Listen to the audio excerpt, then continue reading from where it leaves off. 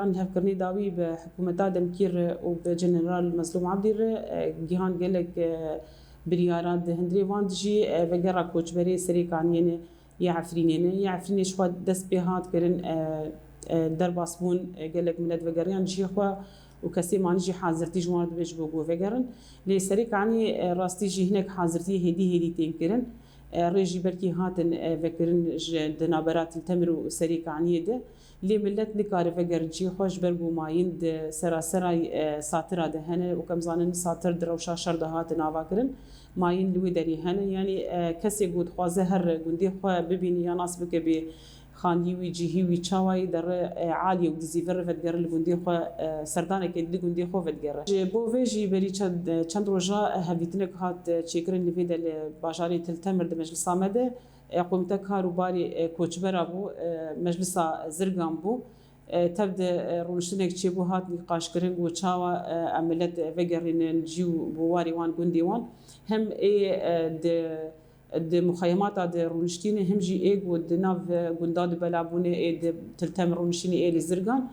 الگوندواري تلتم جي رونشتين جبو لي جي دو قومتا هات نافاكرن قومتا الزرگان وي كاربك يك جي لتلتمر اف گوندی می گوهنه وک تلتمر شیست گوند گریدای منه 24 گوند دخطا جبهه دن العاليفيالي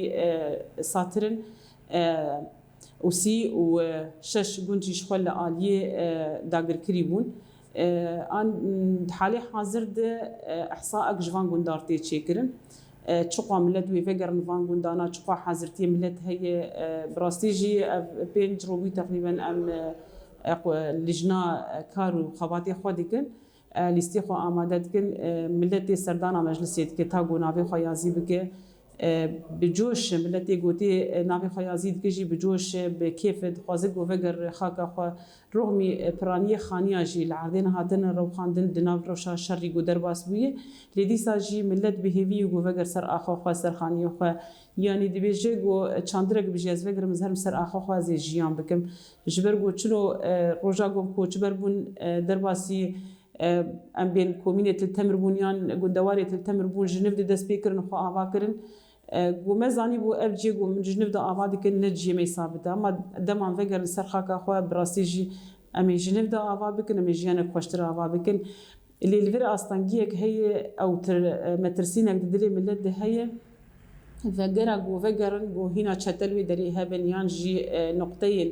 التركالوي ده هبن أفجي براسي ترسك دلي ملت ده يعني ام بيهيفين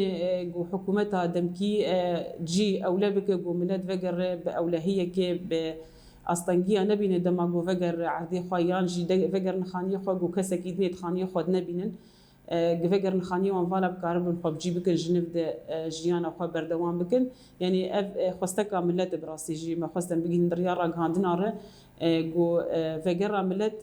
باوكي اولا بيجو فقرن استنجيه نبينن هندريفان احصائيات مالباتا غوتين ابي خود نفسينه تكميله مالباتا خوجيد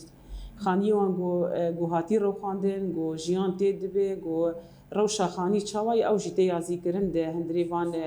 جدولاده جبولو جي وي بيزلال كرن هجرنا سري سدي سد بسري سدي حشتي وي بيزلال كرن خاني جو هاتن رو خاندن اللي وك آليكاري دمين السرملي منظمة جو آليكاري في ملتير بك براستي جي ام تفد زانن يعني بلكي ريبريا خوسر باري وي جرام بود دما چود ام زانن نقاشني پر جدا هنجي جبولو جي بانغا مجي وك مجلسات التمر وبانغا ملت جي جو منظمه معنين بفي رنجي قدر باسيفان غوندا بفن دسبيكي جو ماين بين راهشتن براستيجي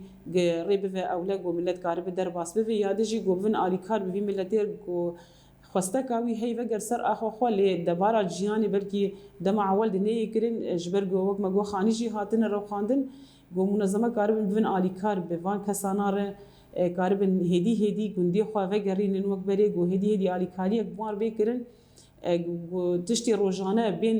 دبراندن جو كاربن جيانا خلوي دبردوان بكن حتى جو گوندي خو فقرين جنف دا افا بكن دروشا داوود ملت قالك تي سردانا مجلسات التمت كنا في خو يزيد كيش بو فقري د دما يازي كنا نافاد جار نقاشي تشد بتايبت جالي ملتي مي كرد نقاشي وانجي لسر فقرا ملتي عفريني هري داوي فقريان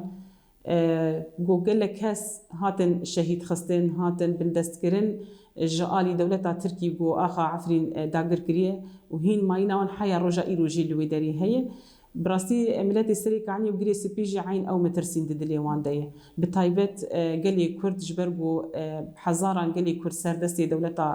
ترک هاتن شهید خستن لحیا رجا ایروجی جی هوان سری کانی و گری سپید هی و دگوندواری سری کانی شید هی جبر ویجی مترسینا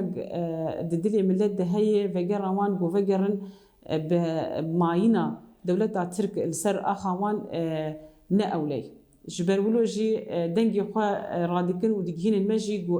ام جي دنجي خو راكم بجهن رونشتني جو بريز مظلوم عبدي وحكومتها دمكي جو بهبرو دنين جو دناف نقاشي وان ده افجي بها تا چهار سركرين ويجل كي باش بايا جبر ماينا دولتا تركي ده خاكا سريك عن يبغري سبيده جيه كي ناولها جو ملت براسي جي فجر جي خو ام دخوازن اف مترسي جي جدلي ملتي مدركب هرسي قام بيجو هنا ده هرميده هم سريكاني هم واشوكاني هم نوروز حاضرتي تيكرن جبو ملت فجر نسر اخوخه اللي كيلك ويجي وك ما قلت بري جي ما دوباره كر كاسي يقول تلتمر بجيد من جندواري وزرقان جندواري وتبدا فجرن افجي تبدي زانن روشا قامباجي آلیکاری ریخستنی منوواهی سر هاتی سکناندن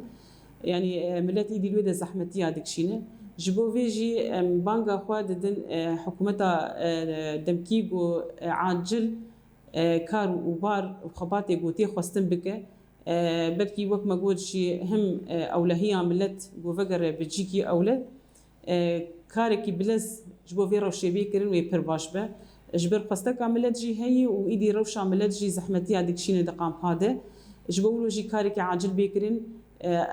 ديك بسر آركي حكومتها دمكي فجر عملت سر كفتني عريفة بريا خسر جرك هركز زانبه فجر عملت بكد وخباطة عريفة بريا خسر لسر